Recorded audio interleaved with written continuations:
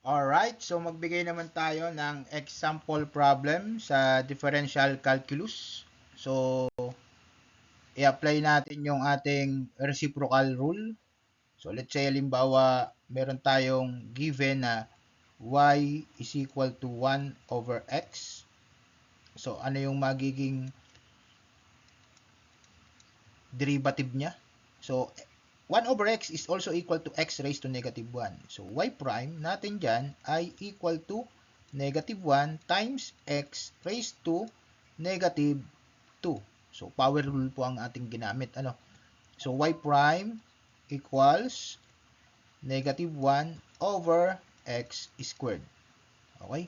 Paano naman kung halimbawa siya ay naging y is equal to 1 over x squared?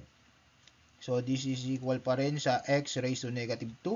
Applying the derivative, y prime equals negative 2 times x raised to negative 3.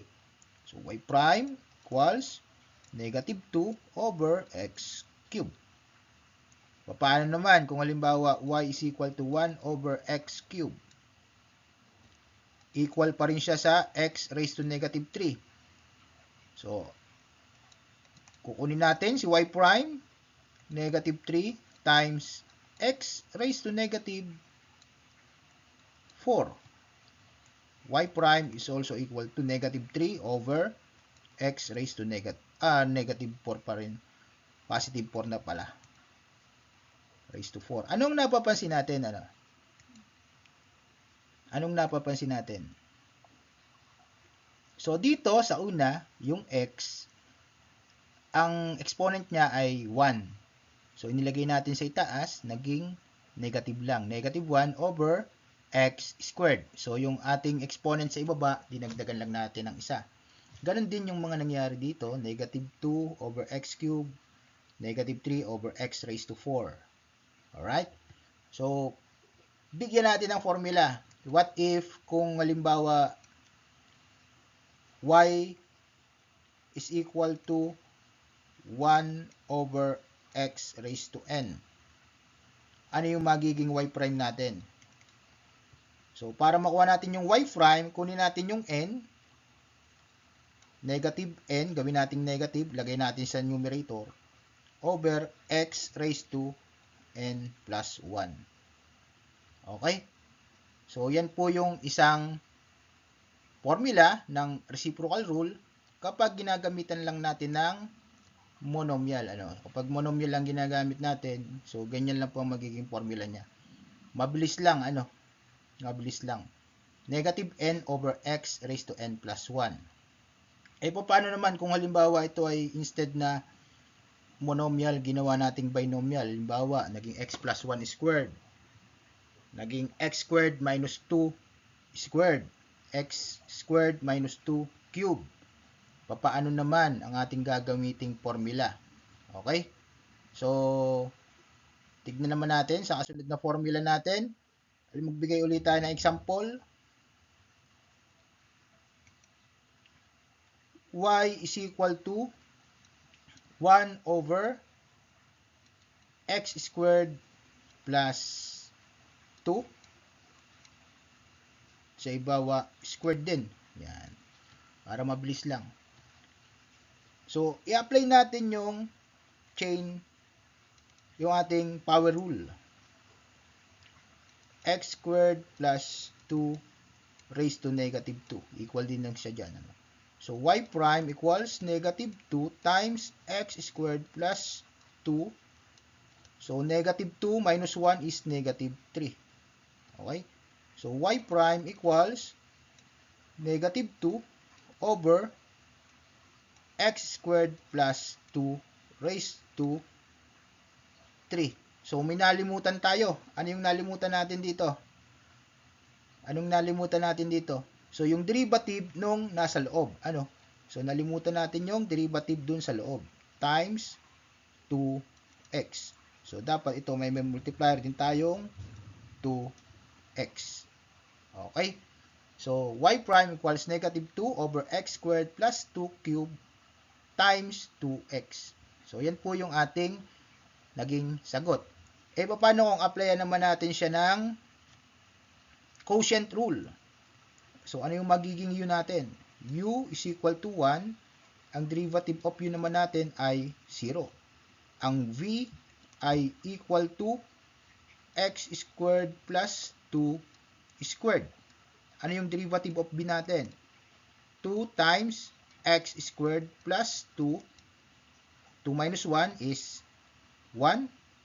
Tapos, derivative natin yung loob, 2x times 2x. Okay? So, saan nanggaling ba yung mga yan? Itong u ay syempre yung nasa itaas. Yung v naman, yan yung nasa ilalim. Ano? So, pagka in-apply natin ng quotient rule, ito yung u, ito yung v. So, ang formula ng quotient rule is y is equal to b du minus u dv all over b squared. Okay, so i-apply na natin yung ating formula dito. Ano? So, y prime equals v du. Ano yung v natin? X squared plus 2 squared. Du is 0. Minus u, 1. Times dv. Ano yung dv natin? 2 times x squared plus 2 times 2x. All over, ano yung v natin? X squared plus 2 squared. So, y prime equals, cancelin na natin to kasi ito naman ay 0. Alright? So, negative 2 times x squared plus 2 times 2x all over x squared plus 2 squared squared. Okay? So, nalimutan ko pala rito yung lagyan ng squared. Okay? So, y prime equals negative 2 times x squared plus 2 times 2x all over x squared plus 2 raised to 4. So, mapapansin nyo, itong x squared plus 2 na to, tsaka x squared plus 2 raised to 4, pwede natin itong cancelin. So, tanggalin natin yung isa. So, magiging 3 na ito. Okay?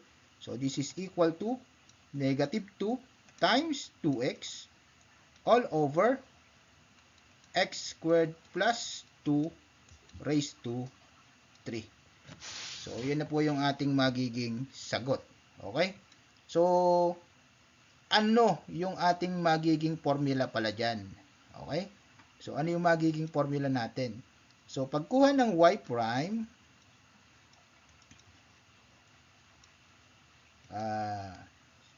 derivative of u. Derivative of u. 1 over u. Okay? With respect to derivative of x is equal to, lagyan natin ng exponent, raised to n. Okay? Negative n over u raised to n plus 1 times derivative of u over dx. Okay. Ano yung u natin dito? Ano yung u natin? Ano yung u natin? X squared plus 2 squared. Sige nga. Tignan natin yung ating u. Ang u natin ay x squared plus 2. Ano yung derivative of u natin? 2x. So, i-apply na natin yung formula natin. Ano yung magiging formula natin? Ito daw yung formula natin na gagamitin. Yan. Yan daw yung formula natin gagamitin. So, if y equals 1 over x squared plus 2 squared. So, y prime is equal to, ano? So, negative n. So, negative 2 over, ano yung natin? X squared plus 2 raised to n plus 1. Ano yung n natin? 2 plus 1 is 3 times derivative of u with respect to derivative of x. Ang derivative of u with respect to derivative of x is 2x. So, may sagot na agad tayo. Okay? So, may sagot na agad tayo. Pagka alam mo yung formula, ang haba ng pagsagot using quotient rule, negative 2 times 2x over x squared plus 2 cube, same lang naman kapag ginamitan natin ng formula. Ito yung ating gagamiting formula dyan. Ito. Negative n over u raised to n plus 1 times du over dx. Okay? So, yun lang po. Maraming salamat.